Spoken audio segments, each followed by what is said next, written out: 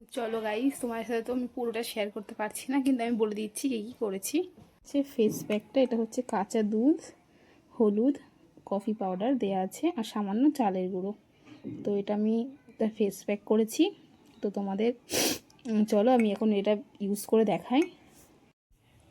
তো এই যে আমি ব্রাশে নিয়ে নিয়েছি, তো এটা আমি এবার ব্যবহার করছি। এটা শীতের ক্ষেত্রে খুবই ভালো, চাইলে এর মধ্যে যদি একটু মধু অ্যাড করে দিতে পারো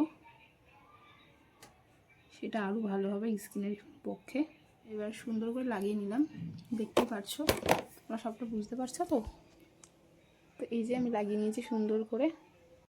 তো দেখো গাইস, তো মুখটা কতটা মানে হোয়াইটনিং হয়ে গেছে, কতটা ফর্সা হয়ে গেছে দেখতেই পারছো।